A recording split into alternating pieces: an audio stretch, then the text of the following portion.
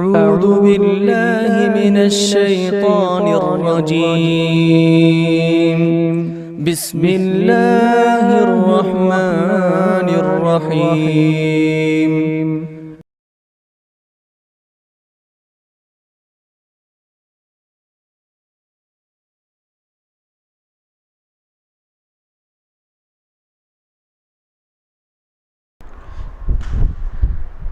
إن الحمد لله نحمده ونستعينه ونستغفره ونعوذ بالله من شرور أنفسنا وسيئات أعمالنا. من يهده الله فلا مضل له ومن يضلل فلا هادي له.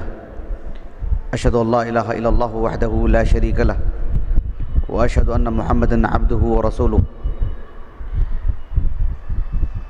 يا أيها الذين آمنوا اتقوا الله حق تقاته ولا تموتن إلا وأنتم مسلمون.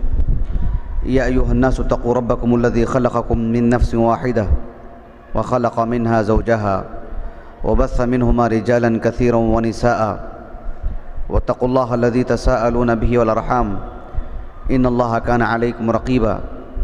يا أيها الذين آمنوا اتقوا الله وقولوا قولا سديدا يصلح لكم أعمالكم ويغفر لكم ذنوبكم ومن يطع الله ورسوله فقد فاز فوزا عظيما.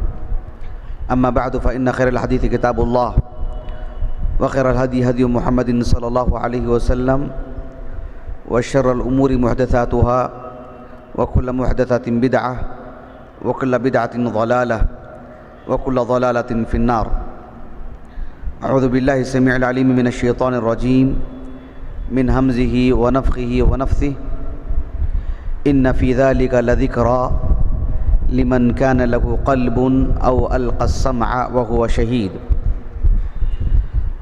آج کا جو محاضرہ ہے یہ تعلیم تعلم سے متعلق بہت ہی اہم محاضرہ ہے.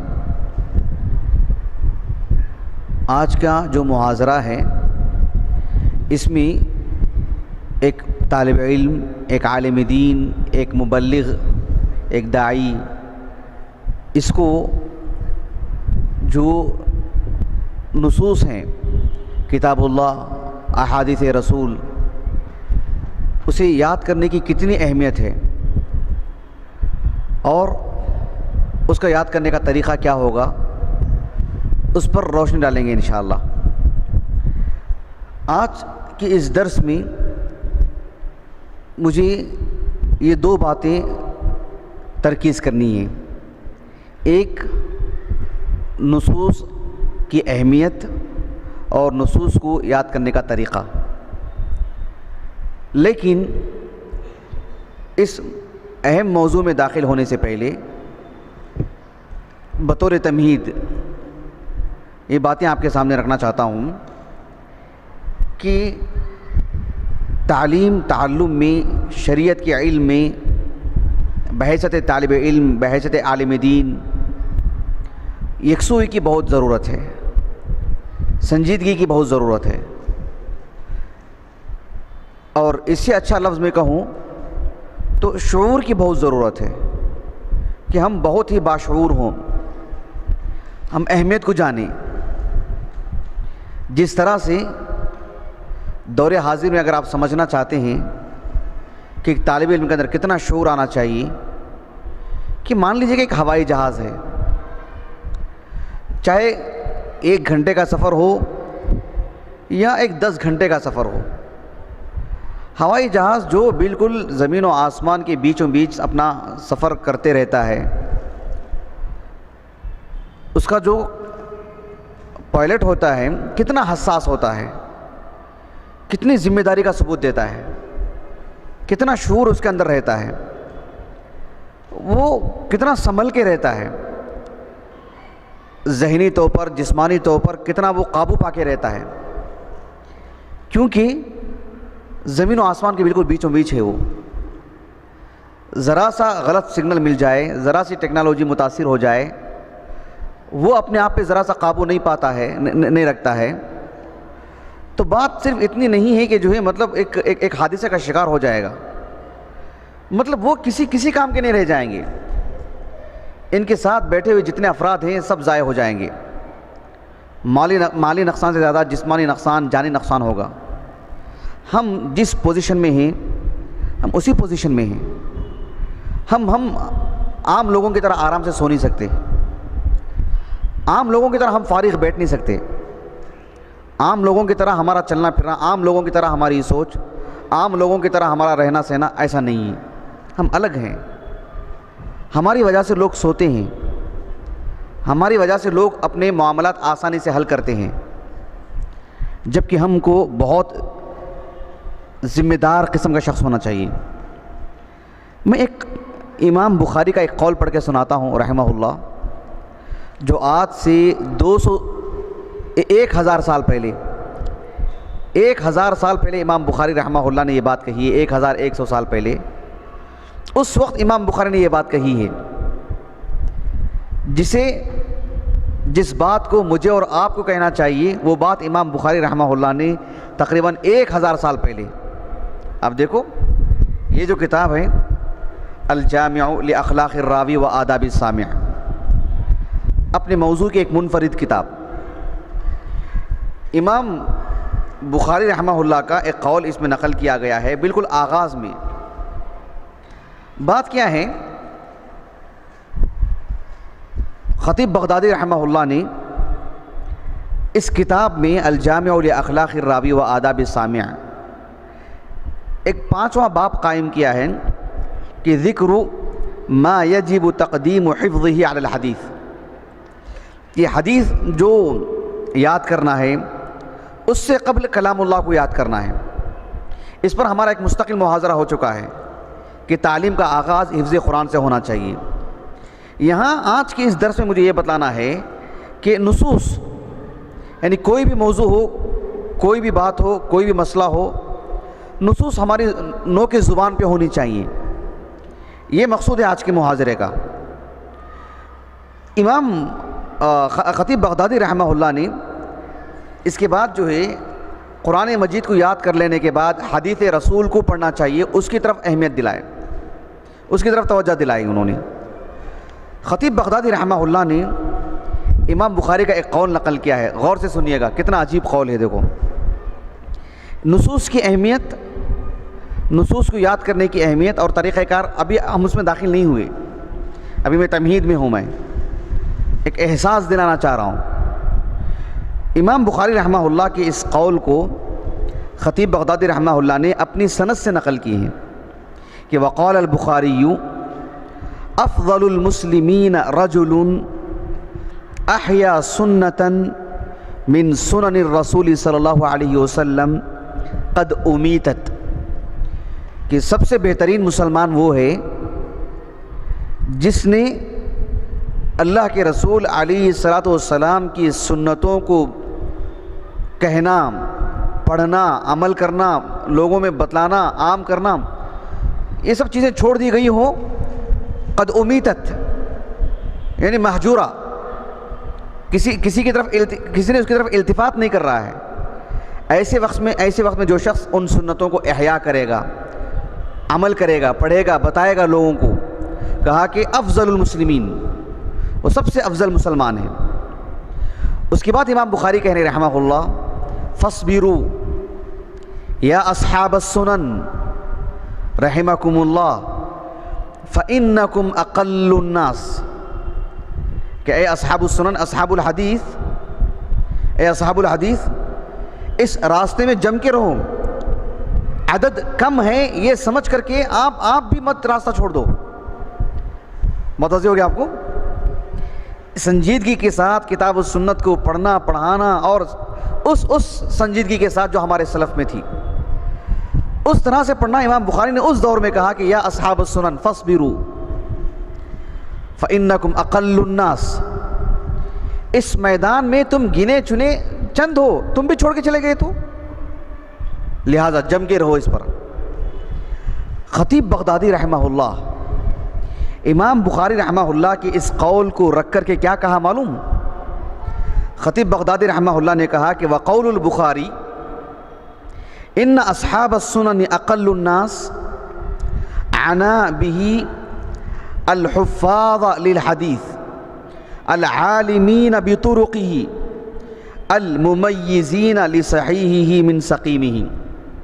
امام بخاری نے کہا کہ اقل الناس مطلب یہ ہے کہ حدیثوں کو یاد کرنے والے، حدیث کے جو طرق ہوتے ہیں، ایک ایک حدیث کے کئی طرق ہوتے ہیں نا، اس پر نظر رکھنے والے، یہ حدیث صحیح، یہ حدیث ضعیف، اس میں تفریق کرنے والے، فرق کرنے والے، تمیز کرنے والے، یہ لوگ بہت کم ہیں، گنے چنے۔ اس کے بعد خطیب بغدادی رحمہ اللہ نے کہا، میں پوری عبارت پڑھتا ہوں اور 2-3 لفظوں میں خلاصہ سنا دیتا ہوں، عبارت سنیے گا ان کی۔ وقد صدق رحمہ اللہ فی قولہ لأنک اذا اعتبرت لم تجد بلدا من بلدان الاسلام يخلو من فقيه او متفقه يرجع اهل مصره اليه ويعولون في فتاويهم عليه وتجد الامصار الكثيره خاليه من صاحب حديث عارف به مجتهد فيه وما ذاك إلا لصعوبة علمه وعزته وقلة من ينجب فيه من سامعيه وكتبته وقد كان العلم في وقت البخاري غضا طريا والارتسام به محبوبا شهيا والدواعي إليه أكبر والرغبة فيه أكثر وقال هذا القول الذي حكيناه عنه فكيف نقول في هذا الزمان مع عدم الطالب وقلة الراغب۔ بتوازیو آپ کو، خطیب بغدادی رحمہ اللہ نے کہا کہ امام بخاری رحمہ اللہ کی یہ بات غور کر کے دیکھو کہ اتنی بڑی اسلامی حکومت ہے، مملکت اسلامیہ، اس دور کی بات ہے۔ امام بخاری کا انتقال ہوا رحمہ اللہ 256 ہجری کو۔ اس وقت امام بخاری یہ کہہ رہے رحمہ اللہ کہ اتنی بڑی جو مسلم دنیا ہے، یمن، حجاز اور نجد، ادھر مصر اور آگے اور اوپر تک جائیں گے تو اندلس تک، اس وقت پورا خراسان، سبحان اللہ، کتنی بڑی جو ہے سرزمین ہے، اس دور کی میں بات کر رہا ہوں۔ تو خطیب بغدادی رحمہ اللہ کہہ رہے ہیں کہ مملکت اسلامیہ پر ایک نظر ڈالتے ہیں تو کئی شہر خالی کے خالی رہتے، کوئی عالم نہیں، کوئی فقیہ نہیں، کوئی دین کے بارے میں بتانے والا نہیں، کوئی صاحب حدیث نہیں، کوئی ایسا شخص نہیں ہے جس کی طرف رجوع کیا جائے، کوئی شخص ایسا نہیں ہے جس کی بات پر اعتماد کیا جائے، بستیوں کی بستیاں خالی ہیں۔ امام بخاری کی اتنی بڑی بات رحمہ اللہ، حدیث کو پڑھ کر کے، کتاب و سنت کو پڑھ کر کے ایک اچھا عالم نکل کے آ رہا ہے، ایسا نہیں ہے۔ کسی نے اچھے انداز میں سن کے آیا ہو، ایسا نہیں ہے۔ کسی نے بڑے انہماک سے لکھ کے آیا ہو، ایسا نہیں ہے۔ یہ صورتحال ہے۔ اور خطیب بغدادی کہہ رہے ہیں رحمہ اللہ، وقد كان العلم في وقت البخاری غضا طريا، امام بخاری کے دور میں علم بہت تر و تازہ، ایک ٹھاٹے مارتا سمندر تھا علماء کا۔ امام بخاری جیسے علماء کی کثرت تھی، اس وقت امام بخاری ایسے الفاظ میں تبصرہ کر رہے ہیں۔ تو خطیب بغدادی نے کہا رحمہ اللہ، وقال هذا القول الذي حكيناه عنه، امام بخاری کا قول ہم نے یہ جو نقل کیا ہے، یہ اس دور کی بات ہے۔ فكيف نقول في هذا الزمان، میں اس دور میں کیا کہوں، ایسے کہنے خطیب بغدادی رحمہ اللہ۔ 463 ہجری سے وفات ہے۔ خطیب بغدادی کا دور، بغداد، اس دور کا بغداد، علم کا مرکز۔ خطیب بغدادی کہہ رہے ہیں فکیف نقول فی هذا الزمان مع عدم الطالب وقلت الراغب، سوالیہ نشان۔ اب مجھے اور آپ کو کیا کہنا پڑے گا، بولو، کچھ بچائے ہمارے لیے؟ میں آپ کو یہ بتانا چاہ رہا ہوں کہ میں اور آپ شروع دن سے جڑے ہیں اس کام کے لیے، ہم سنجیدگی کے ساتھ اس میدان میں لگے رہیں، سنجیدگی کے ساتھ۔ کم از کم امام بخاری نے جو کہا کہ فاصبروا یا اصحاب السنن، اس عظیم خطاب میں میں اور آپ بھی رہیں، دوسرے رہیں نہ رہیں، میں اور آپ نہ نکلیں اس سے۔ امام بخاری جیسے دنیا کے عظیم الشان جلیل القدر عالم دین کے اس خطاب میں میرا اور آپ کا بھی حصہ رہے۔ ہمارے لیے شرف کی بات ہو کہ امام بخاری مجھ سے کہہ رہے ہیں یا اصحاب السنن فاصبروا. یہ بات بہت اہم ہے ہاں، کیونکہ صحیح معنوں میں آج کا جو میرا درس ہے نا، ورنہ ایک پھیکا رہ جائے گا. میں آپ کو تاریخ سنانے کے لیے نہیں بیٹھا ہوں آج کے درس میں کہ شعبہ کا حافظہ کیسا تھا، یحییٰ بن سعید القطان کا کیسا تھا، احمد بن حنبل کا کیسا تھا، احمد بن حنبل کا کیسا تھا، امام بخاری کا کیسا تھا. وہ تاریخ سنانے کے لیے آج کا محاضرہ نہیں ہے. آج کا محاضرہ تطبیقی محاضرہ ہے کہ مجھے اور آپ کو کیسے تیار ہونا ہے. تطبیقی محاضرہ، تاریخ سنانے کے لیے نہیں ہے آج کا محاضرہ.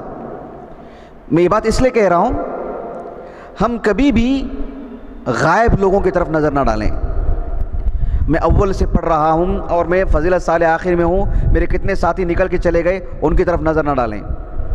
میں فارغ ہو کے 20 سال ہو چکا ہے مجھے، میرے کئی ساتھی نہیں ہیں میدان میں، ان کی طرف نظر نہ ڈالیں، اس لیے کہ ایسے لوگ بہت کم ہوتے ہیں. ہمارے پاس ایک حدیث کی کتاب ہے مسند ابی داؤد الطیالسی، معلوم ہے آپ کو؟ ابو داؤد الطیالسی رحمہ اللہ، ان کی مسند ہے. 204 ہجری سن وفات ان کا، بہت بڑے عالم دین. سلیمان نام تھا ان کا، وہ بھی سلیمان ابن الاشعث، یہ بھی سلیمان. ابو داؤد الطیالسی، ابو داؤد الطیالسی رحمہ اللہ کہتے ہیں امام شعبہ رحمہ اللہ کا جہاں درس ہوتا تھا میں ان کے دروازے پر کھڑا تھا، اور مسجد بھری پڑی ہے، مسجد بھری پڑی ہے. میں نے ایک عجیب نظر ڈالا. میں امام شعبہ نے مجھ سے کہا کہ یا سلیمان ترى هؤلاء كلهم يخرجون محدثین، تم کیا سمجھتے ہو جو مسجد بھری پڑی ہے سب محدث بن کے نکلیں گے یہاں سے؟ میں نے کہا کہ نہیں، ایسا تو نہیں، تجربات بتا رہا ہے کہ ایسا نہیں ہے. امام شعبہ نے کہا کہ صدقت، یاد رکھ لو اس میں سے 5 بھی نہیں نکلیں گے. یاد رکھ لو، مسجد بھری پڑی ہے نا، 5 بھی نہیں نکلیں گے، کیونکہ یہ میدان ہی ایسا ہے، 5 بھی نہیں نکلیں گے. یہ کہتے ہیں امام شعبہ رحمہ اللہ، یکتب احدہم فی صغری، ایک طالب علم اپنی کم عمری میں، کم عمری سے مراد 5 سال کے بچے کی بات نہیں ہے، مان لیجیے کہ آج کے دور میں فضیلت سال آخر تک بھی مان لیں، کیونکہ ایک طالب علم ہے، مدرسے کے نظام کے تحت چل رہا ہے، روزانہ 8 پیریڈ ہیں تو 8 پیریڈ پڑھ ہی رہا ہے. یکتب فی صغری ثم اذا کبر ترکہ، جب بڑا ہوتا ہے تو وہ چھوڑ دیتا ہے، وہ معاش کے میدان، معاش کے مسئلے کو لے کے لگا رہتا ہے. یکتب احدہم فی صغرہ ثم اذا کبر یشتغل بالفساد، یعنی کہ چھوڑ دیتے ہیں اور دنیاوی کام کاج میں لگ جاتے ہیں. جیسے کہ امام وکیع نے کہا، پڑھنے کے حد تک پڑھتے ہیں، جب سند مل جاتی ہے تو پھر وہ ایک معاش کا مسئلہ جڑ جاتا ہے، تو پھر وہ سنجیدگی، وہ یکسوئی، اس کے لیے وہ وقت نکالنا وہ نہیں رہتا ہے. کوئی مناسبت ہو تو پڑھ لیتے ہوں گے، اس کے لیے مستقل اہل علم جیسا کرتے تھے ویسے نہیں کریں گے. ابو داؤد الطیالسی کہتے ہیں رحمہ اللہ، ثم نظرت بعد فما خرج منهم 5، 5 بھی نہیں نکلے اس میں سے، پورا پڑھ کر کے، ایک عالم بن کر کے. یہ اس دور کی بات ہے، نسأل اللہ السلامہ. خطیب بغدادی رحمہ اللہ نے الجامع لاخلاق الراوی و آداب السامی میں یہ بات نقل کی، کئی آثار نقل کیے ہیں اہل علم کے. تو میں یہ بات آپ کے سامنے بطور تمہید کے اس لیے رکھا، یہ بتلانے کے لیے کہ میں ایک تاریخ نہیں بیان کر رہا ہوں کہ نصوص یاد کرنے والے لوگ کیسے کیسے تھے. اس دور میں امت مسلمہ کا بلکہ پوری انسانیت کا دار و مدار جن کے کندھوں پر ہے نا، ان میں سے میں اور آپ ہیں. یہ بات جذباتی بات ہے، یہ بات جذباتی بات ہے یا پورے شعور سے کہی جانے والی بات ہے؟ اس کے لیے ہم کتنے انہماک کے ساتھ کام کرنا پڑے گا، کتنا لگن ہونا چاہیے ہم کو. میں اس لیے بتا رہا ہوں آپ کو یہ بات، آج ہے نا آپ سن رہے ہیں، لکھ رہے ہیں اس بات کو. امام شعبہ کی طرح نہیں ہونا چاہیے جو امام شعبہ نے جن لوگوں کے بارے میں کہا رحمہ اللہ کہ ترى هؤلاء كلهم يخرجون محدثین، ایسا نہیں ہونا چاہیے.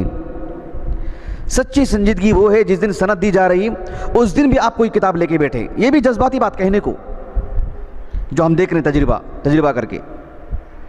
دیانتداری کا تقاضا یہ ہے کہ ہم سچے عالم بنیں، سچے طالب علم بنیں، اس دین کی حفاظت میں اپنا سچا رول ادا کریں. اس کے لیے میں اللہ کی توفیق سے اس موضوع کو لے کے بیٹھا ہوں، ورنہ عام مشغلہ نہیں ہے ہمارا یہ، اس یقین کے ساتھ کہ ہم اس جیسے بنیں گے۔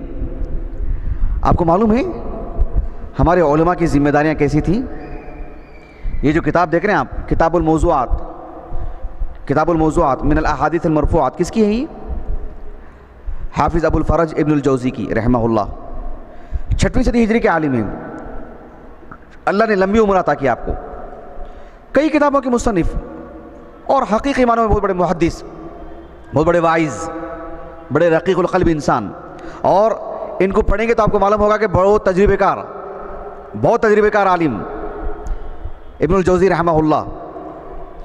ابن الجوزی رحمہ اللہ کی جو کتاب ہے کتاب الموضوعات من الاحادیث المرفوعات، یہ جو نسخہ میرے ہاتھ میں ہے، اس میں مصنف کا جو مقدمہ ہے، مؤلف کا مقدمہ پڑھ کے دیکھیے، اس میں کئی باتیں ہیں۔ جو لوگ احادیث رسول وضع کرتے تھے نا، وہ کس طرح کے لوگ تھے، اس پر بھی ایک بحث ہے، اجمالی طور پر۔ اس میں انہوں نے ان کا قول نقل کیا ہے، امام دارقطنی کا رحمہ اللہ، اپنی سند سے۔ یہ قول مجھے کہیں اور نہیں ملا، لیکن انہوں نے اپنی سند سے نقل کیا ہے۔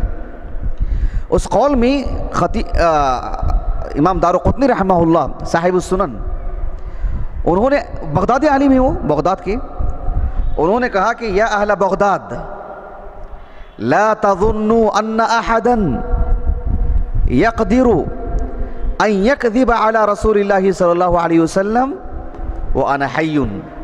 سمجھ رہے ہیں آپ؟ اللہ اکبر، کیا خون گرم تھا دیکھو ان کا، کہ اہل بغداد رسول اللہ صلی اللہ علیہ وسلم پر کوئی حدیث گڑھ دے، نبی کے نام پر کس بیانی سے کام لیا جائے، وہ میرے جیتے جی، مطلب میں اس کے لیے بیٹھ نہیں سکتا، میں مطلب اس کے لیے جو اصول، جو ضوابط ہیں پرکھنے کے، کرنے کی، اور جو انبار اللہ نے ہے ہمارے پاس احادیث کا ہمارے سینے میں، اس روشنی میں ہم مطلب علی الفور اس پر کام کریں گے کہ نبی کی بات نہیں ہے۔ اپنی مسئولیت دیکھ رہے ہیں آپ، ان کی بیوی بچے نہیں تھے، ان کا معاش کا مسئلہ نہیں تھا، ہم شروع دن سے ایک ہی بات کہتے آ رہے ہیں آپ سے، ہم کوئی کمال کا کام نہیں کر رہے ہیں۔ اس نقطہ نظر سے کہ اگر ہم یہ کہیں کہ جو ہے یعنی ہم جو کر رہے ہیں جو عام طور پر وہ بہت ہو گیا، نہیں، وہ تو ہم نے معاش کے لیے کر رہے ہیں، وہ تو ہمارے گھر کا چولہا جلانے کے لیے کر رہے ہیں۔ ان کی بھی تو بیوی بچے تھے، اور یہ تو وہ اس دور کے ہیں جن کے پاس 2 بیویاں تھیں، 3 بیویاں تھیں، بڑی تعداد میں بچے تھے ان کے، پھر ان کے پاس اتنے بڑے کارنامے کہیں سے انجام دے دیا انہوں نے، کتنی عالی ہمت کے لوگ تھے، اللہ اکبر۔ یہ ہمارے لیے بہت اہم چیز ہے، اس لیے میں نے آپ کو بطور تمہید کی باتیں آپ کے سامنے رکھی ہیں، میں نے یہ بتلانے کے لیے کہ نصوص کی اہمیت پر جو میں بات کرنے جا رہا ہوں، اس کے لیے ایک محاضرہ میں بولوں، آپ سنیں، آپ لکھ لیں، اور ایک تاریخ سنتے جائیں، یہ مقصد نہیں ہے ہمارا۔ مقصد یہ ہے کہ اس کے لیے ہم کمر بستہ ہوں، اس کے لیے وقت نکالیں، اس کے لیے بیٹھیں، اس کے لیے دیوان کی ایک جنون ہو، اور ایک طرح کی مصروفیت ہو اس میں، تاکہ ہم نصوص کو یاد کریں۔ دیکھیے، جو ہمارا محاضرہ ہے اس کے 2 حصے جو ہیں، ایک نصوص یاد کرنے کی اہمیت اور طریقہ کار، یعنی ایک یاد کرنے کی اہمیت پر کچھ روشنی ڈالی جائے گی، اور یاد کرنے کے طریقہ کار پر ایک طرح کی روشنی ڈالی جائے گی۔ عربی زبان میں جو ہم نصوص جو کہتے ہیں نا، نصوص، عربی زبان میں نص کہتے ہیں ما ظہر وارتفع۔ لسان العرب دیکھیں آپ، محمد ابن مکرم کی رحمہ اللہ، محمد ابن مکرم کے نام سے یاد آ رہا مجھے کہ ان کی جو لسان العرب ہے، دیکھیں ایک صاحب 2 3 4 مل کے بھی کر سکتے ہیں۔ محمد ابن مکرم ابن منظور رحمہ اللہ افریقی عالم ہیں، یہ عظیم لغوی ہونے کے ساتھ ساتھ اہل السنہ کے آئے ہیں، سمجھ رہے ہیں؟ یہ جگہ جگہ پر اللہ تعالیٰ کی صفات سے متعلق اہل السنہ کا ہی نظریہ بیان کرتے ہیں۔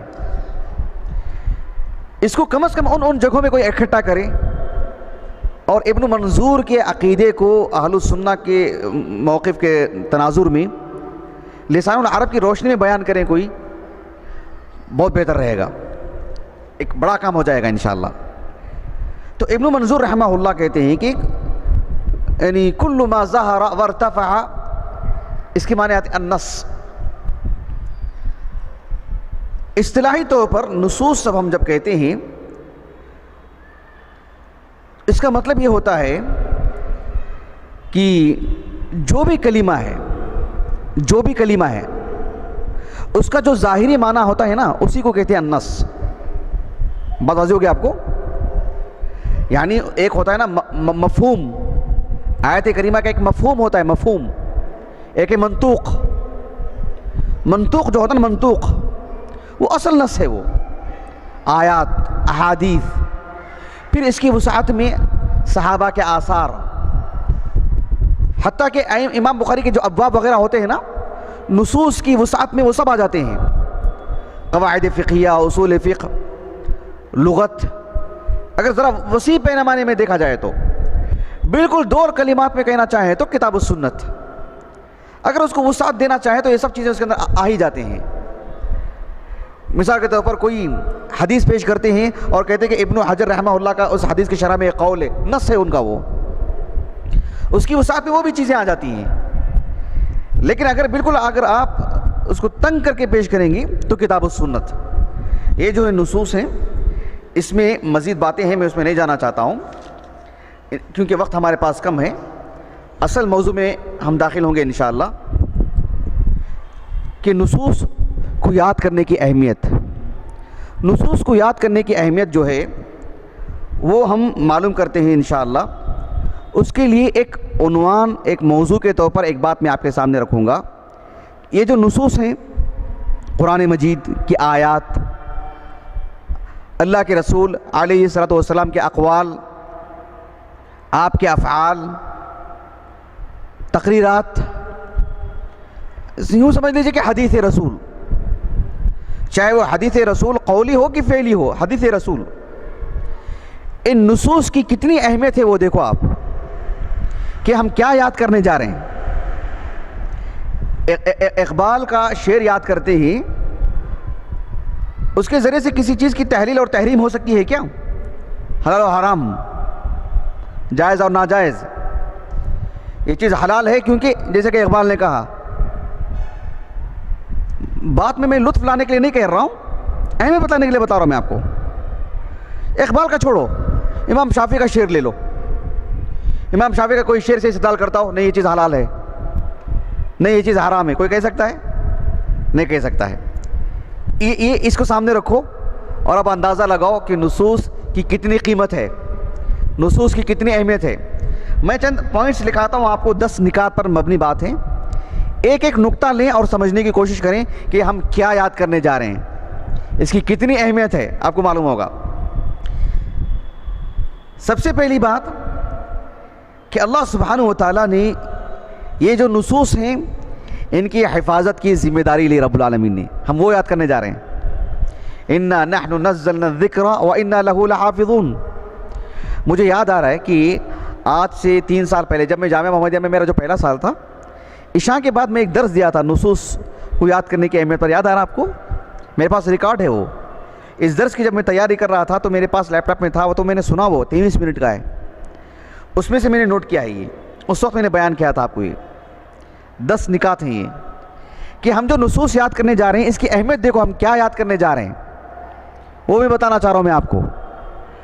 سب سے پہلی بات یہ کہ ان ھذا الاصل تکفل اللہ بحفظہ، یعنی یہ وہ نصوص ہیں جن کی حفاظت کی ذمہ داری اللہ رب العالمین نے لے رکھی۔ انا نحن نزلنا الذکر وانا لہ لحافظون، یعنی نصوص آپ کو جب چاہے ملیں گے کیونکہ ان کی حفاظت کی ذمہ داری اللہ نے لے لی ہے۔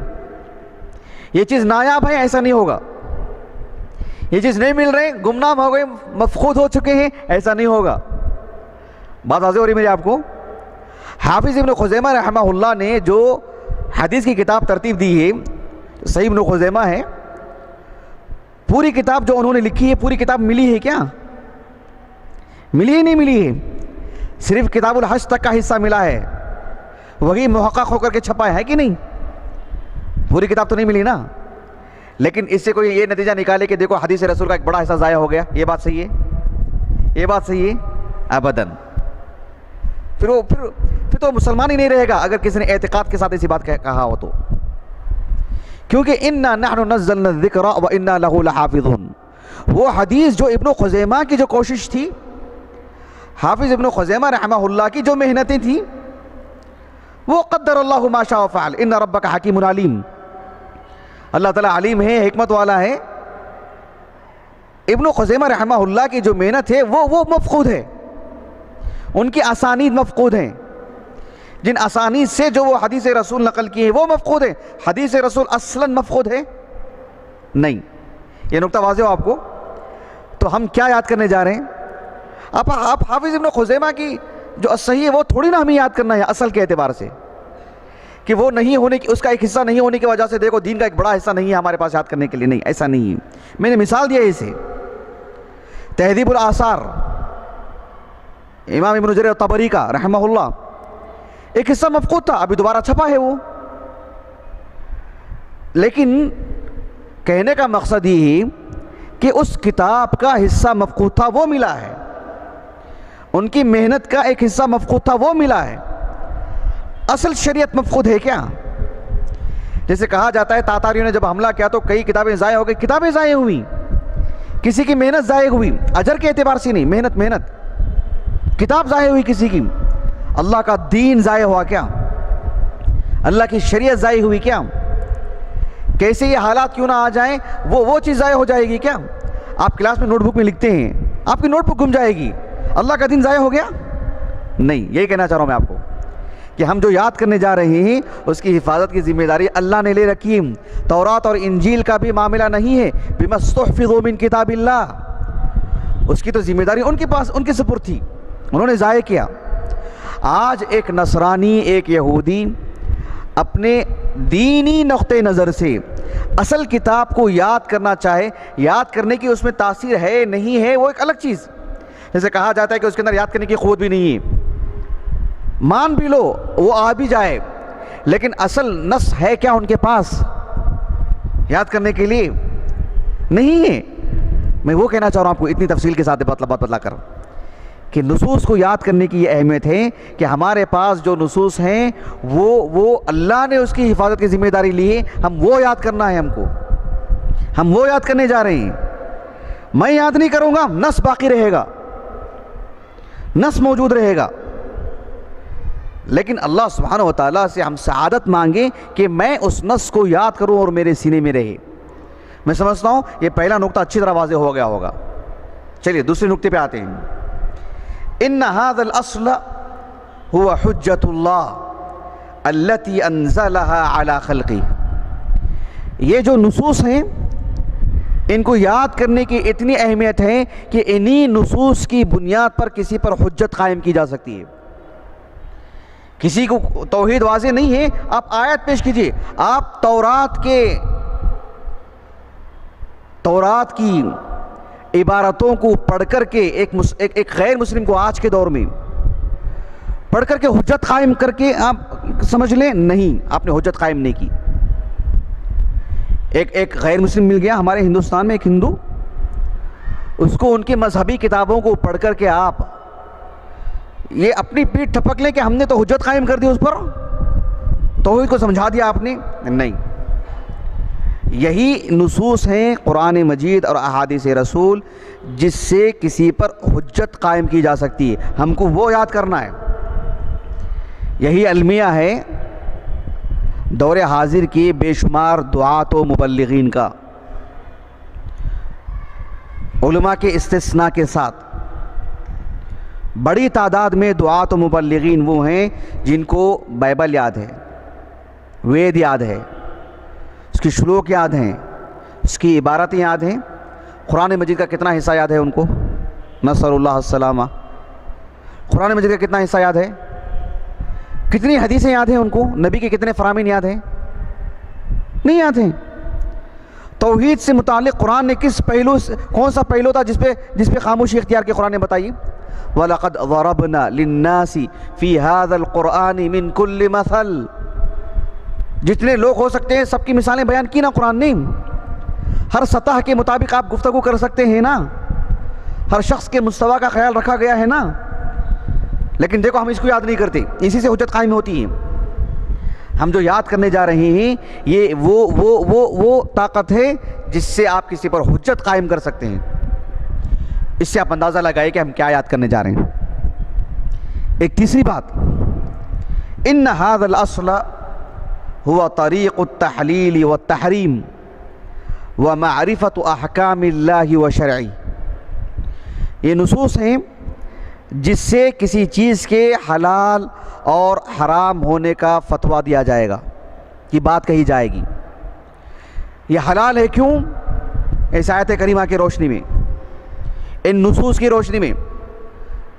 یہ ایک الگ موضوع ہے کہ کوئی ایک آیت لے کے بات کرتا ہے تو وہ غلط ہے, وہ ہاں یقیناً غلط ہے. وہ ایک موضوع پہ بات کرنا ہے, اس موضوع سے متعلق جتنی آیتیں ہیں جمع النصوص, وہ صحیح منہج ہے, میں اس پہ بات نہیں کر رہا ہوں. میں یہ کہنا چاہ رہا ہوں کہ کیا کسی عالم دین کا قول لے کر کے کسی چیز کے حلال اور حرام ہونے کی بات کر سکتے ہیں؟ ہم سنن ترمذی پڑھتے ہیں, امام ترمذی رحمہ اللہ نے باب قائم کیا ہے کتاب الاضاحی میں کہ ایک میت کی طرف سے قربانی دی جا سکتی. آپ جو حدیث لے کر کے آئے ہیں وہ حدیث ضعیف ہے سندن, تو کیا آپ نے جو باب قائم کیا وہ ہمارے لیے حجت ہے امت مسلمہ کے لیے؟ ہمارے لیے دین کی ایک حیثیت رکھتی ہے وہ چیز؟ وہ قول اللہ قول رسول ہے. وہ امام ترمذی رحمہ اللہ نے وہ جو مسئلے کا جو استنباط کیا ہے ایک حدیث جو کہ ضعیف ہے, اگر وہ حدیث صحیح ہو تب جا کر کے اس سے وہ مسئلہ نکالا جائے گا.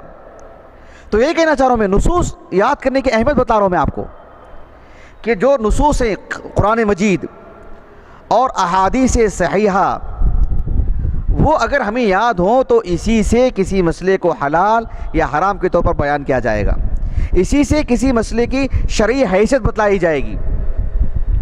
اگر ایک حدیث ہے, حدیث ضعیف ہے, اس سے کوئی کہتا ہے کہ اس سے 50 مسائل مستنبط کیے جا رہے ہیں, سب ڈھیر, کوئی حیثیت نہیں اس کی. چھوٹی چھوٹی حدیثیں ہوتی ہیں 50 60 100 مسائل تک استنباط کرتے ہیں محدثین. حدیث سندن صحیح ہو, استدلال صحیح ہو, اصول اور ضابطے کے تحت استدلال کیا جا رہا ہے, پھر تو وسعت ہے اس میں. کیوں؟ وہ وحی ہے, وہ اس میں وسعت رکھی جاتی ہے.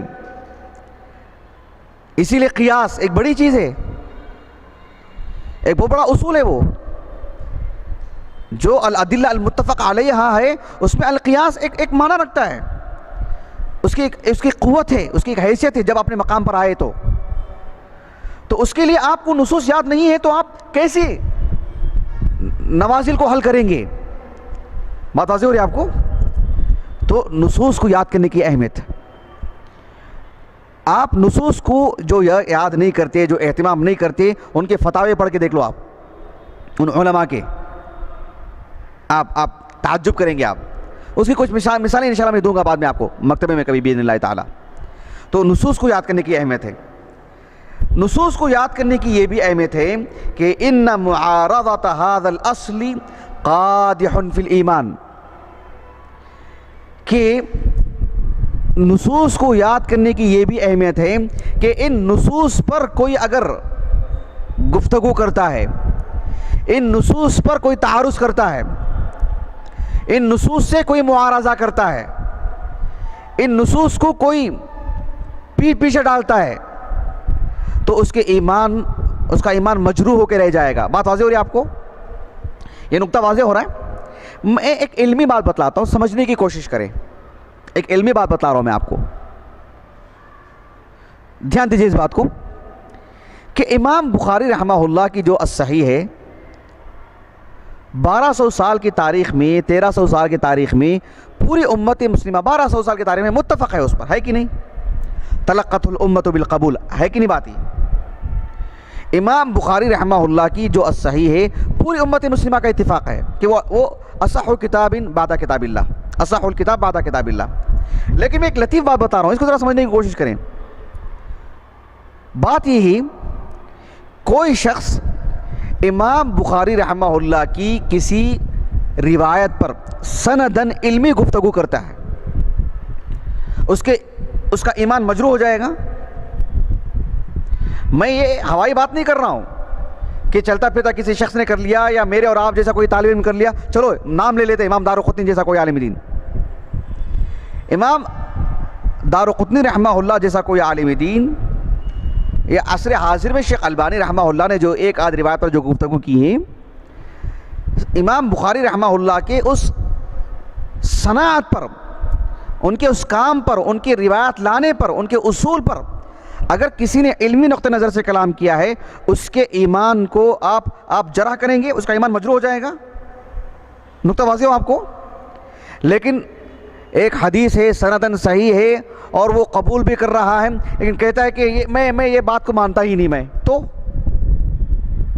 وہ مسلمان ہی نہیں ہے. وہ امام بخاری رحمہ اللہ کی جو صحیح بخاری میں جو ترجمۃ الباب جو ہوتا ہے، اس فقہی مسئلے کو لے کر اگر کسی نے فقہی مسئلے سے متعلق اگر کوئی بات ہو، کسی نے تعارض کیا، کسی نے اعتراض کیا، یا کسی نے کہا کہ نہیں اس کے مقابلے میں یہ معاملہ ہے، کوئی بھی ایسی بات ہو، اس کا ایمان مجروح ہوگا.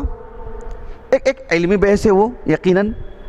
میں یہ بات کیوں بتلا رہا ہوں آپ کو؟ اس لیے بتلا رہا ہوں کہ یہ اللہ کے رسول علیہ الصلوۃ والسلام پر جو وحی نازل ہوئی وہ تو نہیں ہے نا جو ترجمۃ الباب میں ہے، وہ تو امام بخاری کی فقاہت ہے جو اللہ نے آپ کو علم اور فہم عطا کیا ہے. بات واضح ہوگی آپ کو؟ لیکن اصل جو نص ہے کتاب اللہ، حدیث رسول، صحیح سند سے ثابت ہونے کے بعد کوئی اس سے تعارض کرتا ہے تو پھر اس کا ایمان مجروح ہو کر کے رہ جائے گا. جیسا کوئی کہتا ہے کہ میں حدیث کو مانتا ہی نہیں ہوں، مسلمان ہی نہیں ہے وہ. بات اچھی طرح واضح ہو رہی ہے آپ کو؟ یہ بات میں کیوں بتا رہا ہوں آپ کو؟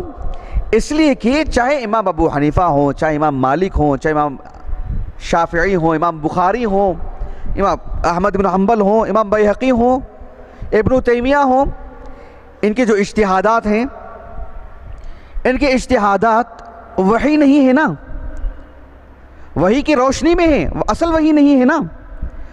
ان اجتہادات سے کوئی اس درجے کا عالم دین تعارض کرتا ہے، ان کو حق ہے، اس سے ان کا ایمان میں کسی طرح کا جرح نہیں کی جائے گی ان کے ایمان پر.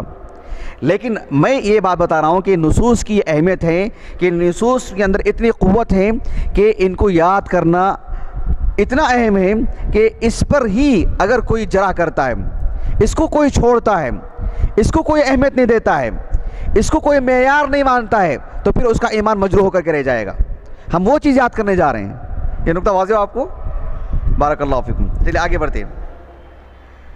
یہ جو نصوص ہیں ان کو یاد کرنے کی ایک اہمیت یہ بھی ہے کہ ان ھذا الاصل یوجب الرجوع عن الرأی،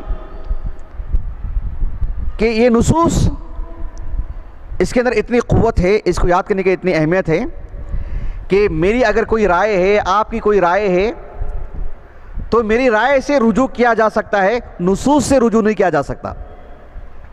بات واضح ہو گیا آپ کو؟ آپ دیکھو اہل علم، سر فہرست صحابہ کو رکھو. آپ صحابہ نے بھی اجتہاد کیا ہے، عہد نبوی میں بھی اجتہاد کیا ہے، شروع تھے اس کے. حافظ ابن القیم نے زاد المعاد میں لکھا ہے رحمہ اللہ، اور بھی اہل علم نے لکھا ہے، ابن حجر نے بھی لکھا ہے فتح الباری میں. شیخ اختر ہو گیا؟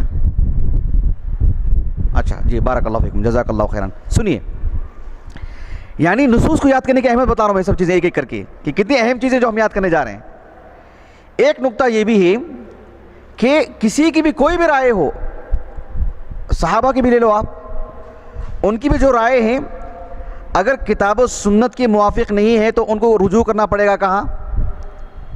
کتاب اللہ اور سنت رسول کی طرف.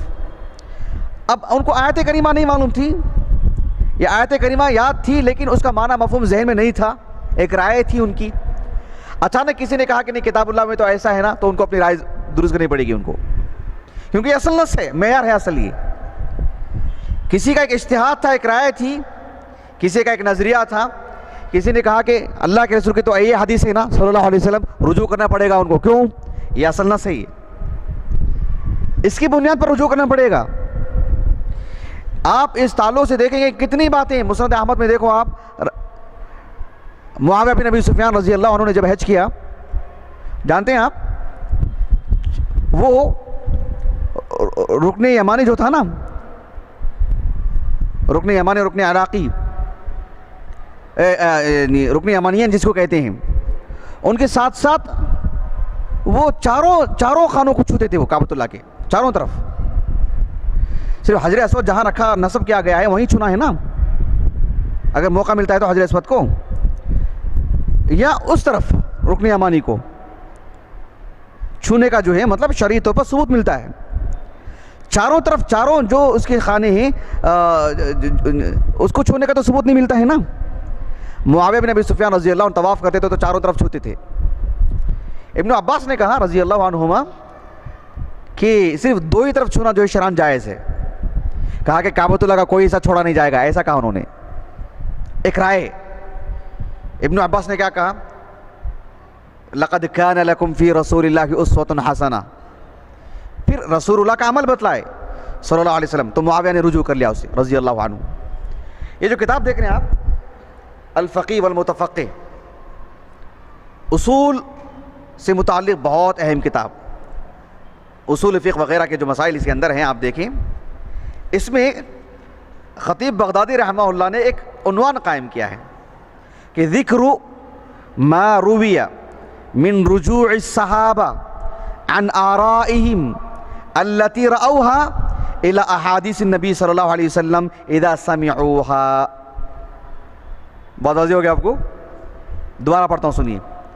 ذکر ما روی من رجوع الصحابہ, صحابہ کا رجوع کرنا, عن آرائهم اپنی آراء سے, التي رأوها جو انہوں نے اپنا ایک موقف بنا کے رکھا تھا, الى احادیث النبی صلی اللہ علیہ وسلم اذا سمعوها ووعوها, جب حدیث رسول سن لیے اور اس کو یاد کر لیا انہوں نے تو پھر اپنی رائے سے رجوع کر لیا انہوں نے. اور اس تعلق سے کئی آثار لے کر کے بہت دلچسپ پڑھنے کے قابل ہیں, فقہی مسائل میں, عقدی مسائل نہیں, خاص کر فقہی مسائل میں بہت سارے آپ دیکھ سکتے ہیں. ایک دلچسپ بحث ہے ماشاءاللہ. تو یہ نصوص کی اہمیت ہے. اذا سمعوها ووعوها یہ ان کا الفظ ہے. جب ایک نص کو سن لیا, اسے یاد کر لیا تو اس کے موافق پھر اپنا ایک انہوں نے موقف بنایا. یہ اصل چیز ہے. تو نصوص کو یاد کرنے کی یہ اہمیت. نصوص یاد نہیں رہیں گے تو اپنے آراء الگ رہیں گے. اسی لیے آپ دیکھو جو فکری لوگ ہوتے ہیں نا, فکری لوگ, مفکرین, 5-5 10-10 صفحے پڑھو, ایک آیت نہیں ملتی, ایک حدیث مبارکہ نہیں ملتی. موڈ آ گیا نا حدیث رسول سے استدلال میں تو موضوعات سے بھی لے لیتے ہیں, جیسے تیسے بھی ہو, فکری باتیں. اور ان کو رجوع کرنا یہ سب ان کے پاس نہیں, کیونکہ ان کے پاس اصل چیز ان کے آراء, اصل چیز ہے نصوص. اس کی بنیاد پر بات ہوگی. اسی طرح سے دیکھیے آپ, نص اس کو نہیں چھوڑا جا سکتا. آراء الرجال یہ ترک کیے جا سکتے ہیں. امام شافعی رحمہ اللہ, اللہ جزائے خیر دے, چاہے اصول فقہ ہو, اصول حدیث ہو, اہل علم ان کو اس کا مؤسس قرار دیتے ہیں. امام شافعی کو رحمہ اللہ, محمد بن ادریس, ان کی جو کتاب ہے الرسالہ, آپ اس کا مقدمہ پڑھ کر کے دیکھو آپ, اور جگہ جگہ پڑھ کر کے دیکھو. کتاب الحج ان کی جو ہے اس میں الرسالہ میں, اس میں ایک مسئلے کو بیان کرتے ہوئے امام شافعی نے کہا رحمہ اللہ کہ حدیث رسول کو کسی طور پر بھی نہیں چھوڑا جا سکتا. آراء الرجال کو کتاب السنت پر پیش کیا جائے گا, موافق ہیں تو ٹھیک ہے, نہیں ہے تو آراء الرجال کو ترک کیا جائے گا. ایک اصول. تو ہم کو کس کی اہمیت دینی چاہیے؟ ہم کبھی آراء الرجال پہ, بعض لوگوں کو دیکھا آپ نے جنون, ابن تیمیہ قال ابن تیمیہ, اقوال بتا رہا ہوں میں آپ کو. ابن تیمیہ کی جلالت مسلم ہے, ابن تیمیہ کی جلالت مسلم ہے. اگر آپ بولتے رہے قال ابو حنیفہ, قال مالک, یقیناً کتاب و سنت کو سمجھنے کے لیے یہ علماء ہمارے لیے بہت معنی رکھتے ہیں. میں ایک سلفی ہوں الحمدللہ, آپ بھی ہیں, میری بات کو آپ زیادہ بہتر سمجھتے ہیں. میں جو بتانا چاہ رہا ہوں وہ یہ کہ ہم جب اتنے ابن تیمیہ کے اقوال یاد کر لیتے ہیں, ابن قیم کے اقوال یاد کر لیتے ہیں, اس کو ہم اتنا شیئر کرتے ہیں, اتنا آگے بڑھاتے ہیں, لوگوں میں پھیلاتے کرتے ہیں, نصوص پہ اتنی توجہ کیوں نہیں؟ اصل نص یاد کریں، کتاب اللہ یاد کریں، بالضبط حدیث رسول یاد کریں. آپ امام بخاری رحمہ اللہ کے صحیح لے کر کے امام بخاری کے سند یاد کر کے متن یاد کرنا، میں یہ نہیں کہہ رہا ہوں. بالضبط عن ابی ہریرہ قال قال رسول اللہ، نص یاد کریں وہاں سے. وہ ابتدائی مرحلہ ہے، وہ قوت آ جائے نا نص کی سند یاد کرنے کی بات کے دیکھیں گے انشاءاللہ. آج اس کی احتیاج بھی نہیں ہے، کسی میں ہے اتنی جرت تو یاد کرے وہ، لیکن نص نص نص اس سے سر میں انحراف نہیں ہونا چاہیے، اس سے پہلے تو نہیں برتنی چاہیے. امام بخاری کا ترجمۃ الباب چاہے آپ کو یاد نہ ہو، نص یاد کیجئے. امام بخاری کا باب یاد کرتے ہیں اچھے انداز میں، لیکن جو ہے مطلب قول رسول اچھے انداز میں یاد نہ ہو تو قول رسول بالضبط یاد ہو، کیونکہ اس کو نہیں چھوڑا جا سکتا. آراء الرجال اسے چھوڑا جا سکتا ہے اگر یہ کتاب و سنت کے موافق نہ ہو تو. کل یؤخذ و یرد سوائے اللہ کے رسول کے، الا صاحب هذا القبر یؤخذ ولا یرد. تو نص یاد کرنے کی اہمیت ہے. نص یاد کرنے کی اہمیت سے متعلق ابن عبد البر نے ایک نکتہ بیان کیا ہے رحمہ اللہ. ان کی جو جامع بیان العلم و فضلہ ہے، ہم اس دور میں رہتے ہیں نا، تو ہمارے اس دور میں چھوٹا دماغ رہتا ہے، ہمارا سوچنے کا معیار چھوٹا. جامع بیان العلم و فضلہ، ہمارے پاس کیا ہوگا؟ علم کو پڑھنے کی اہمیت، فضائل، ایسی کوئی کتاب رہے گی سمجھتے ہم نا، یہی سمجھتے ہیں نا ہم لوگ. صرف فہرست پڑھ کے دیکھو آپ، صرف فہرست پڑھ کے دیکھو آپ. موسوعہ ہے وہ، مطلب ایک عجوبہ ہے وہ. جامع بیان العلم و فضلہ بہت عجیب کتاب.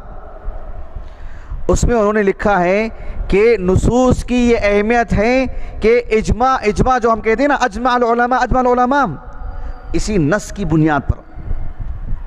نص ایک طرف ہو، اجماع العلماء کبھی سنا آپ نے ہو ہی نہیں سکتا. بہت واضح ہو گیا آپ کو. بعض لوگ بولتے نا کہ 20 رکعت تراویح پر امت مسلمہ کا اجماع ہے. ایک ضعیف روایت پر کیسے ہو سکتا ہے سب؟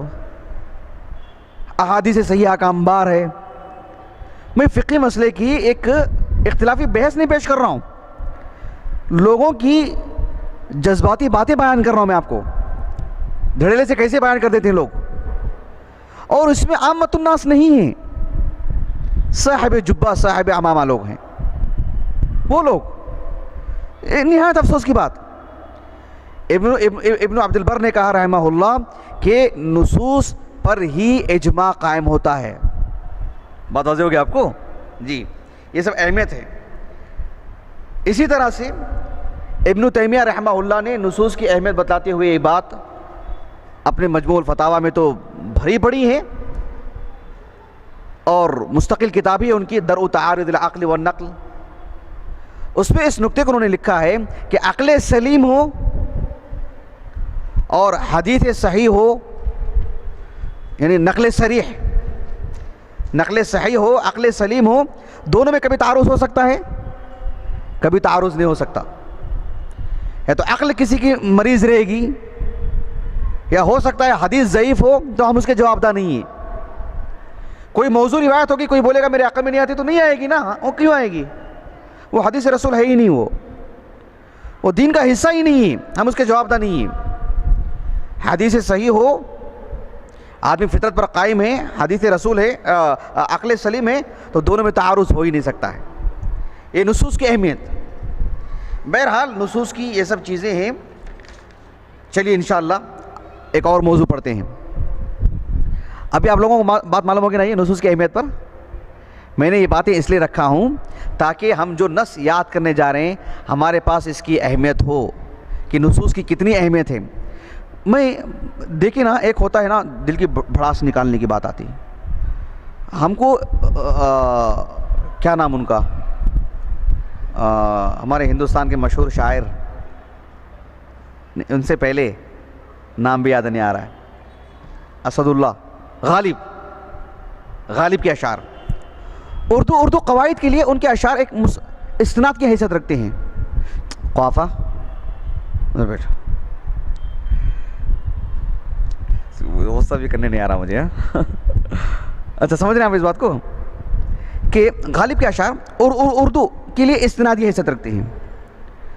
ہم نے ایسے کئی لوگوں کو دیکھ لیا ہے اردو دانی کا ایسا جنون، اردو ادب کا اتنا جنون کہ اشعار غالب کے، اقبال کے، قطع نظر اس کے کہ اس میں عقیدے میں دراڑ ہے کہ نہیں ہے.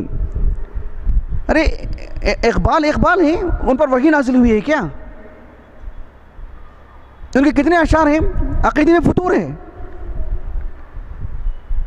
حلول کا عقیدہ رکھتے ہیں کہ ہر چیز میں رب العالمین ہے. نعوذ باللہ، بدترین عقیدہ، کفری عقیدہ.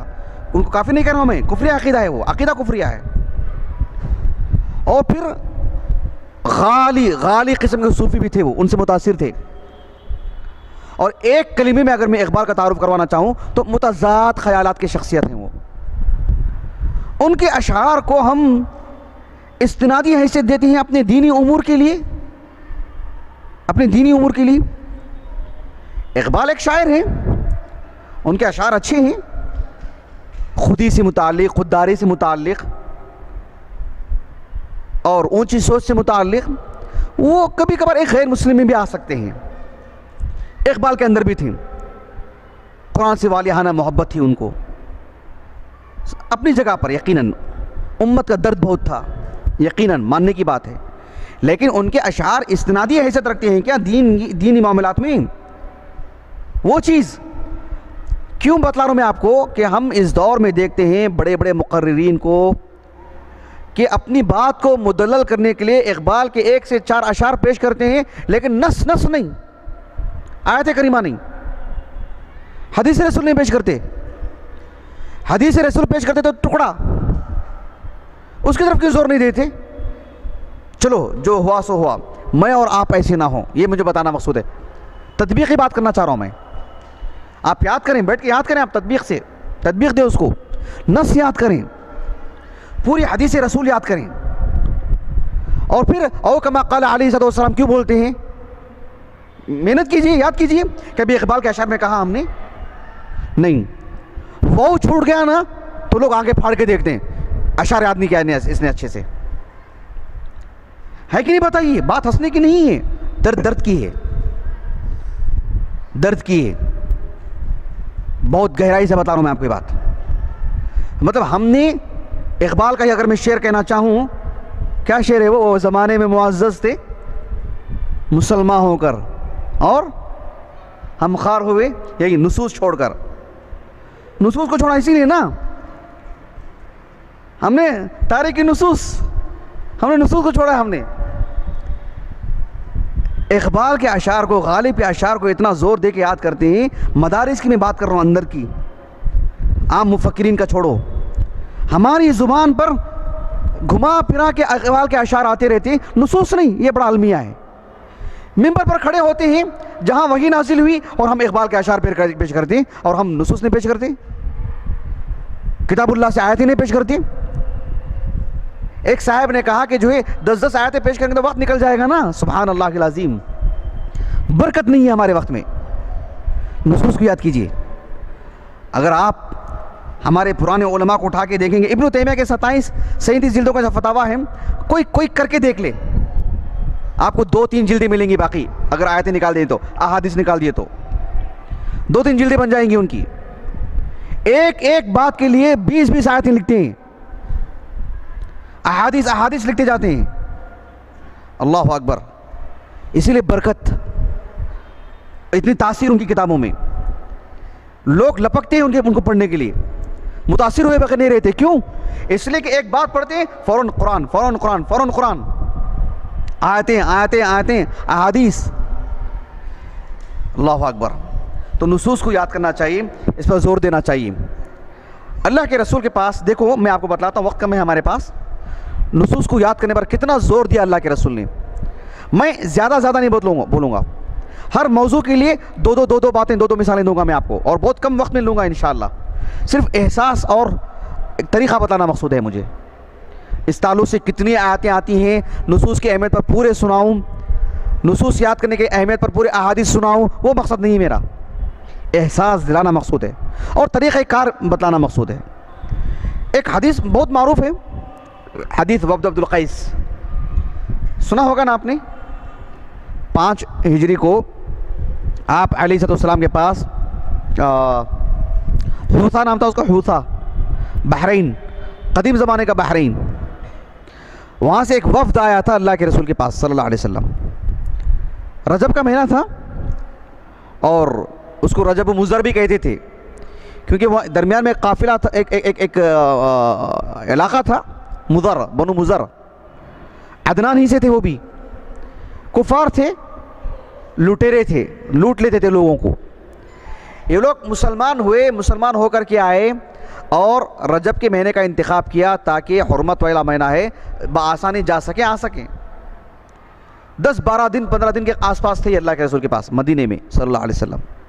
پھر وہ جو عام الوفود جو تھا نا فتح مکہ کے بعد, تب بھی آئے تھے یہ لوگ. لیکن اس وقت جب آئے تو انہوں نے اللہ کے رسول سے کہا صلی اللہ علیہ وسلم کہ اے اللہ کے رسول, آپ ہمیں کچھ مختصر سی باتیں بتلا دیجئے. مرنا بامرن, ایسی کچھ باتیں ہمیں بتلا دیجئے. ندخل به الجنہ, ان باتوں کے ذریعے سے ہم جنت میں داخل ہو جائیں. ندخل الجنہ ونخبر من وراءنا, جا کے ہم پیچھے والے لوگوں کو جا کے خبر بھی دے کے آ جائیں. اللہ کے رسول نے انہیں ایمانیات, احکام و مسائل اور امور سیاست, یہ سب باتیں ان کو بتائے اللہ کے رسول صلی اللہ علیہ وسلم. آخر میں اللہ کے رسول نے کہا صلی اللہ علیہ وسلم کہ احفظوہ واخبروہ من وراءکم. احفظوہ, یاد کرو اس کو, جو باتیں میں بتایا ہوں آپ کو, یاد کرو اس کو. صیغہ امر, وجوب پہ دلالت کرتی ہے یہ چیز. بھلے یہ فرض عین نہیں ہے, فرض کفایہ ہے, لیکن وہ فرض کفایہ کے لیے اللہ تعالیٰ نے میرا اور آپ کا انتخاب کیا ہے نا. یہ فرض عین تو نہیں ہے نا, یہ فرض کفایہ ہے. دوسروں کا انتخاب کر لیا تو اللہ تعالیٰ ان تتولوا یستبدل قوما غیرکم, ہے کہ نہیں بتائیے. اللہ تعالیٰ دوسری قوم کو لے کر آ گیا تو, اور کتنے شیم کی بات ہوگی کہ ہمارے سامنے کا ایک کافر مسلمان بن جائے اور وہ ہمارے سامنے نصوص یاد کرے اور امت کا ایک عالم بن جائے, امت کا امام بن جائے. جبکہ میری ماں مسلمان, میرا باپ مسلمان, میرا خاندان مسلمان, میری پرورش اسلامی نقطہ نظر سے ہوئی ہے, اور میری زبان اس سے گونگی رہے, محروم رہے, اور میرے سامنے کا ایک کافر اللہ اسے اسلام دے, وہ مسلمان بنے, وہ نصوص کو یاد کرے اور وہ دنیا کا ایک عالم بن جائے, امام وقت بن جائے, اور اس کی زبان سے نصوص جاری رہیں. اللہ اکبر, ہے کہ نہیں بتائیے. ہم پیچھے رہ جائیں گے. نصوص کی حفاظت کو اللہ نے کر رکھی ہے, لیکن رجال کے ذریعے سے اللہ کسی سے بھی کام لے سکتا ہے. ایک اچھا موقع ہے, گنوانا نہیں چاہیے, جسے اللہ نے مجھے اور آپ کو چن لیا, الحمدللہ وحدہ. تو اللہ کے رسول نے ان سے کہا صلی اللہ علیہ وسلم. امام بخاری رحمہ اللہ نے اس حدیث کو اپنی صحیح بخاری کی کتاب الایمان میں, کتاب العلم میں, کتاب الصلاۃ میں, الزکاۃ میں, دیگر کتابوں میں بھی لائے ہیں. کتاب العلم میں لا کر کے باب قائم کیا امام بخاری نے کہ باب تحریض النبی صلی اللہ علیہ وسلم وفد عبد القیس على ان يحفظوا الایمان والعلم ويخبروا من وراءهم. آپ علیہ الصلوۃ والسلام کا ابھارنا, انہیں احساس دلانا, انہیں ترغیب دلانا کہ میری باتوں کو ایسی نہیں, یاد کرو, یاد کرو ان کو. حفظ پر زور دیا اللہ کے رسول نے صلی اللہ علیہ وسلم. یہ بہت اہم چیز ہے. اللہ کے رسول علیہ الصلوۃ والسلام کی وہ حدیث مبارکہ جسے امام بخاری اور امام مسلم دونوں نے اپنی اپنی حدیث کی کتاب میں لائے ہیں. صحیح بخاری میں کتاب الدعوات میں, صحیح مسلم میں بھی موجود ہے یہ کتاب الذکر والدعاء میں. ابو ہریرہ رضی اللہ عنہ کہتے ہیں اللہ کے رسول نے کہا صلی اللہ علیہ وسلم للہ 99 اسما 100 الا واحدا لا يحفظها احد الا دخل الجنہ. اللہ کے رسول نے کیا کہا صلی اللہ علیہ وسلم, لا يحفظها احد الا دخل الجنہ. ہم لوگ اتنے لوگ بیٹے ماشاءاللہ. اللہ سبحانہ و تعالیٰ کے کتنے نام ہیں, کتنے نام ہیں؟ ہاں, اللہ تعالیٰ کے کتنے نام ہیں؟ کون دے گا صحیح جواب؟ میرا اور آپ کا رب, میرا اور آپ کا خالق, میرا اور آپ کا معبود برحق, مدبر کائنات. کتنے نام ہیں اس کے؟ ہاں, اس کا علم اللہ ہی کے پاس حقیقی معنوں میں. کتاب و سنت میں جو باتیں جو نام بیان کیے گئے ہیں وہ کتنے ہیں؟ 100 سے زائد ہیں. کم از کم 99 آپ میں سے کس کو یاد ہے؟ کم از کم 99. تواضع نہیں, ہاتھ اٹھائیے اگر معلوم ہے تو. جیسے اللہ کا فضل ہے, مجھے معلوم ہے الحمدللہ 99 نام. آپ میں سے کسی کو یاد ہے 99 نام اللہ کے؟ لکھ سکتے ہیں اللہ کے 99 نام, 1 2 3 99. جو لوگ ہاتھ نہیں اٹھا رہے ہیں تواضع کی وجہ سے یا نہیں معلوم ہے؟ المیہ, افسوس ہے. یہ اللہ کے رسول نے کیا کہا صلی اللہ علیہ وسلم, لا يحفظها احد الا دخل الجنہ, لا يحفظها لا يحصيها. یہ سب اس کے اندر مختلف الفاظ آئے ہیں. یعنی اسے یاد کرنا, اس کا معنی مفہوم سمجھنا اور اسے اپنی عبادات میں لانا, یہ تینوں چیزیں. لیکن اس کا ایک حصہ حفظ بھی ہے, اس کا ایک حصہ حفظ بھی ہے. اللہ تعالیٰ کے 99 ناموں کو یاد کرنا, پڑھنا, سمجھنا. اگر ایک ایک نام دیں گے تو آپ اس کی تفصیلات معلوم کر لے سکتے ہیں, لیکن حفظ, اللہ تعالیٰ کا ایک نام یہ, اللہ کا ایک نام یہ, میرے رب کا ایک نام یہ, میرے رب کا ایک نام یہ, 99 نام یاد کرنا اللہ کا احسان ہے. مجھے یاد ہے, اللہ کا فضل ہے الحمدللہ. آپ کو اگر یاد نہیں ہے یاد کیجئے, ہمارے رب کے نام ہیں. پھر دوسرا مرحلہ آتا ہے انہیں سمجھنا, اس کی تفصیلات معلوم کرنا. ایک تیسرا مرحلہ آتا ہے عبودیت کا, بندگی کا. ان ناموں سے کیسے دعا کی جاتی ہے, عبادت میں ان ناموں کو کیسے لایا جاتا ہے, ایک اور مرحلہ ہو. لیکن حفظ یہ ایک مرحلہ ہے. حافظ ابن حجر کو کون نہیں جانتا آپ میں سے؟ کوئی ہیں جو نہیں جانتے؟ ہاتھ اٹھائیے. حافظ ابن حجر کو آپ جانتے ہیں؟ آپ شیخ مزمل کے بازو میں جو بیٹھے ہیں, حافظ ابن حجر کو جانتے ہیں؟ نہیں جانتے. حافظ ابن حجر رحمہ اللہ ایک عظیم عالم دین, دنیا کی چنندہ شخصیات میں سے. عامۃ الناس بھی آپ کے نام سے واقف رہتے ہیں, جن کو کچھ علم سے شغف رہتا ہے, جو علماء کی صحبت میں بیٹھتے ہیں, وہ بھی حافظ ابن حجر کے نام سے معروف جانتے ہیں, بلوغ المرام اور فتح الباری کے حوالے سے. کچھ حافظ ابن حجر رحمہ اللہ نے جب بلوغ المرام لکھا, اس کا مقدمہ کتنے صفحات پر ہے؟ 1 صفحہ پر, آدھے صفحے پر, پونے صفحے پر ہے. ابن حجر رحمہ اللہ نے لکھا کہ اما بعد, اللہ کے حمد و ثنا کے بعد, اللہ کے حمد و ثنا کے بعد لکھا کہ اما بعد فهذا مختصر يشمل على اصول الادلة الحديثية للاحكام الشرعية حررته تحريرا بالغا ليصير من يحفظه من بين اقرانه نابغا. کیا لکھا ابن حجر نے رحمہ اللہ؟ بہت ہی عرق ریزی سے, بڑی باریک بینی سے, بہت ہی گہری نظر رکھ کر کے میں نے اس بلوغ المرام کو ترتیب دیا ہے. حررته تحریرا بالغا. کیوں؟ لیصیر من یحفظه, جو بلوغ المرام کو اول تا آخر یاد کر لے گا وہ اپنے ہم عمر لوگوں میں وہ نابغہ روزگار بن جائے گا, وہ ایک انوکھا فرد بن جائے گا. وہ سمجھ رہے ہیں آپ؟ ابن حجر نے لکھا ہے رحمہ اللہ. یہ ذرا محنت کی ضرورت ہے. میں یہ ایک باتیں کہہ کر کے آپ کی ہمتیں نہیں توڑ رہا ہوں, کون یاد کرے گا, نہیں. آغاز کیجئے. 2 حدیثیں یاد کرتے ہیں, تیسری حدیث یاد کرتے کرتے انتقال ہو جاتا ہے, اجر لکھا جائے گا پورا, ہے کہ نہیں بتائیے؟ کون سی موت آ رہی ہے ہماری؟ کائنات کی سب سے معزز ترین موت آئے گی ہم کو, کیونکہ ہم حفظ حدیث کی میں رہتے ہوئے ہماری موت آئی. ہم نے ارادہ کر لیا, ہم نے. قائل شخص کیا بولے گا, کون یاد کرے گا, وہ کر کے کرنا کیا ہے؟ نہیں. ہم کو مستقبل میں امت مسلمہ کی نگہبانی کرنی ہے, علمی نگرانی کرنی ہے. اس کے لیے بہت ضروری ہے. کتنا وقت باقی ہے؟ چلیے وہ بات کافی ہے.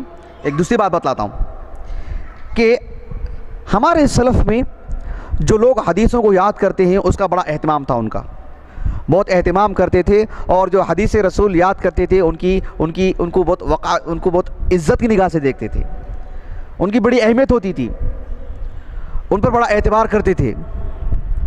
آج ہمارے معاشرے میں ہم جن کو دیکھتے ہیں, جن کی زبان پر آیتیں, احادیث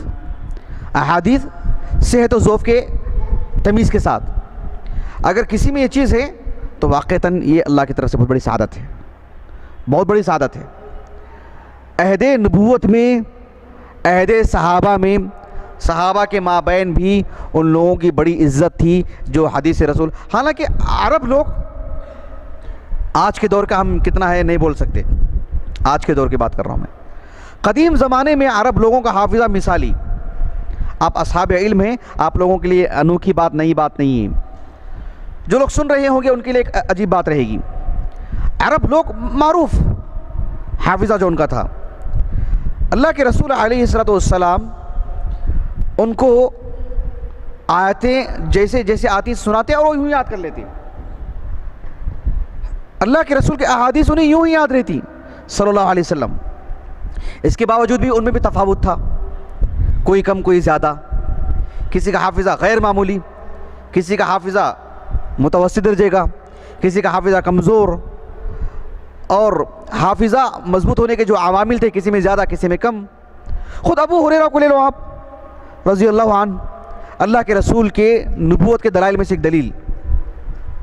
آپ علیہ السلام نے دعا کی ان کے حق میں. اس سے پہلے شکایت کی نا انہوں نے, حدیثیں تو یاد کرتا ہوں لیکن ثم انساہ, یاد ہی نہیں رہتی مجھے, بھول جاتا ہوں. شکایت کی نا انہوں نے, نبی کی دعا تھی, پھر انہوں نے کہا کہ پھر میں نہیں بھولا کبھی.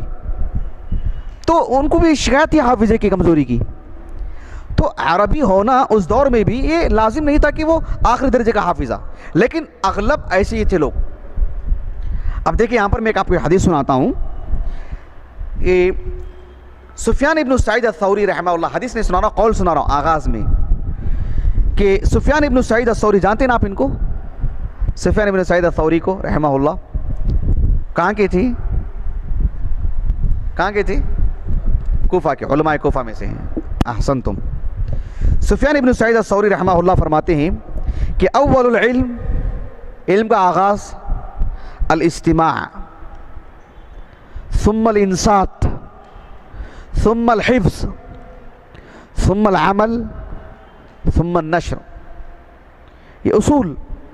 الاستماع, اللہ کے رسول جب حج کے لیے گئے تھے حجۃ الوداع میں صلی اللہ علیہ وسلم, آپ نے رمی الجمار کے وقت میں کچھ حدیثیں, کچھ باتیں سنانا چاہا. آپ نے صحابہ سے کہا کہ, یعنی جریر ابن عبداللہ سے کہا, یا جریر انصت الناس, لوگوں کو خاموش کراؤ. پھر آپ نے حدیث سنائی. اللہ کے رسول علیہ السلام نے عرفات کے میدان میں, عرفات میدان کو بولتے ہیں, اس دن کو کیا بولتے ہیں؟ یوم عرفہ. جگہ کو کیا بولتے ہیں؟ یوم عرفات نہیں, یوم عرفہ, جگہ عرفات. تو وہاں پر رسول اللہ صلی اللہ علیہ وسلم نے جب خطاب کیا تو بلال سے کیا کہا؟ اسکت الناس, لوگوں کو خاموش کراؤ. پھر آپ نے بات کی. تو یہ الاستماع, الانصات. الاستماع کان لگا کے غور سے سننا. الانصات, ایک شخص سن تو رہا ہے لیکن دیکھ وہاں رہا ہے, سن رہا ہے پین سے کھیل رہا ہے, کوئی سن رہا ہے باتیں بھی اور کسی سے بات چیت بھی کر رہا ہے. جیسے استاذ کلاس میں بولتے نہیں, بات کر رہے ہیں, میں تو سننے کے لیے بولا تھا نا, نہیں سن رہا ہوں میں, اچھا سنا تو سنا بھی دیتے ہیں, مجھے سن لیا ہے اس نے. انصات نہیں ہے. انصات سوء ادب کا تقاضا ہے. انصات کا تعلق معلم سے ہے, انصات کا تعلق اس بیٹھنے کے آداب سے ہے. ایک استماع, وہ تو سن ہی رہے ہیں. ایک شخص لیٹے ہوئے بھی سن سکتا نا, پیر پہ پیر ڈال کے بھی سن سکتا ہے, کہیں دیکھ کر کے بھی سن سکتا ہے. لیکن الانصات, استاذ کو دیکھے یا کتاب کو دیکھے یا بری یکسوئی سے بیٹھے, لگے کہ یہ علم حاصل کرنے کے لیے بیٹھے ہیں. انصات بھی ضروری. الاستماع, الانصات, پھر الحفظ, اس کے بعد العمل, النشر. یہ جو ترتیب بتلائی گئی ہے کتنی اہم ترتیب ہے. حفظ یہ بنیادی چیز ہے. آپ دیکھو ایک حدیث مبارکہ ہے صحیح بخاری اور صحیح مسلم میں. امام بخاری رحمہ اللہ, امام مسلم دونوں نے اس کو اپنی اپنی صحیح میں لے کر کے آئے ہیں. امام بخاری رحمہ اللہ نے عبداللہ بن عمرو بن عاص, صحیحین کی حدیث ہے, عبداللہ بن عمرو بن عاص رضی اللہ عنہ ایک مرتبہ حج کے لیے, اس واقعے کو غور سے سنیے گا آپ. عبداللہ بن عمرو بن عاص ایک مرتبہ حج کو آئے. یہ رہتے کہاں تھے؟ رہتے کہاں تھے؟ رہتے کہاں تھے؟ عبداللہ بن عمرو بن عاص، ان کے والد عمرو بن عاص فاتح دمشق ہیں کہ فاتح ایران ہیں؟ فاتح مصر ہیں. فاتح مصر، ان کے فرزند ان کے ساتھ تھے. عبداللہ بن عمرو بن عاص رضی اللہ عنہما مصر میں رہتے تھے. حج کے لیے آئے تو مدینہ ہوتے ہوئے ہی جانا پڑے گا نا، تو مدینہ آتے، مدینے میں رہتے اور پھر ذوالحلیفہ سے احرام باندھ کر کے جاتے. تو عبداللہ بن عمرو بن عاص جب مدینے کو آئے حج کرنے کے لیے، یعنی مکہ جانے کے لیے، تو مدینے میں تھے نا وہ.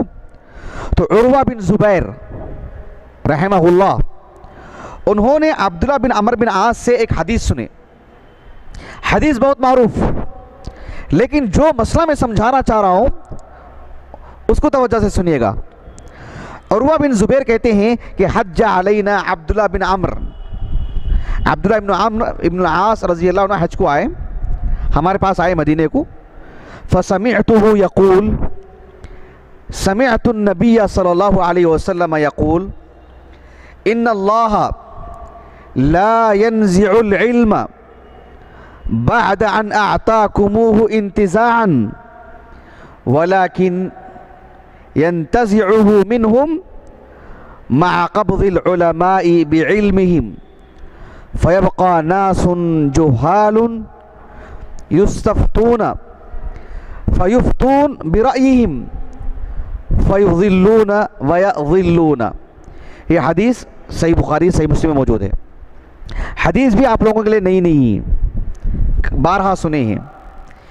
اس حدیث کو انہوں نے سنایا کہ اللہ تعالیٰ جو علماء کو، جو علم کو اٹھاتا ہے، علم کو نہیں اٹھاتا ہے، علماء کو اٹھا لیتا ہے.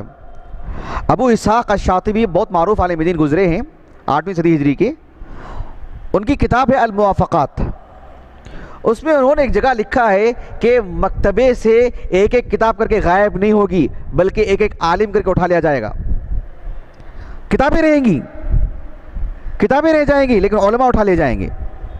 اس حدیث کو سنانے کے بعد عروہ بن زبیر کہتے ہیں رحمہ اللہ، میں اس حدیث کو فحدثت به عائشہ زوج النبی صلی اللہ علیہ وسلم، میری جو خالہ تھی ام المؤمنین عائشہ، ان کو میں نے حدیث سنائی ہے. کس کے حوالے سے؟ عبداللہ بن عمرو بن عاص کے حوالے سے. ام المؤمنین عائشہ کے علم حدیث نہیں تھی، غور طلب بات ہے. اس کے بعد عبداللہ بن عمرو بن عاص مدینہ سے چلے گئے حج کو. چلے جانے کے بعد میں نے جب ان کو یہ حدیث سنایا تو عبداللہ بن عمرو بن عاص رضی اللہ عنہما جب حج کر کے واپس آئے مدینے کو دوبارہ جانے کے لیے، واپس مصر جانے کے راستے میں، یا صحیح مسلم کی روایت سے ایسے معلوم ہوتا ہے کہ جو ہے جب عبداللہ بن عمرو بن عاص دوسرے سال حج کے لیے آئے تو ام المؤمنین عائشہ نے کہا کہ دیکھو عبداللہ بن عمرو بن عاص آئے ہیں نا، تم مجھے جو حدیث ان کے حوالے سے گزشتہ سال سنائے تھی نہیں، تو جا کے پوچھ کے جاؤ، جا کے پوچھ کر کے آؤ. ان کے الفاظ ہیں فاستثبت لی، جا کے اچھی طرح سے ثبوت مانگ کے آؤ. مطلب ہے کہ یعنی ثبوت مانگ کے وہ معنی نہیں ہے یہاں پر، یہ ہے کہ جو ہے اچھی طریقے سے تھوڑا یعنی یقین حاصل کر کے آؤ کہ اس حدیث کو انہوں نے رسول اللہ سے سنا ہے کہ نہیں سنا ہے صلی اللہ علیہ وسلم. تو یہ کہتے ہیں کہ میں گیا، میں جانے کے بعد عبداللہ بن عمرو بن عاص سے وہ حدیث میں نے سنانے کے لیے کہا.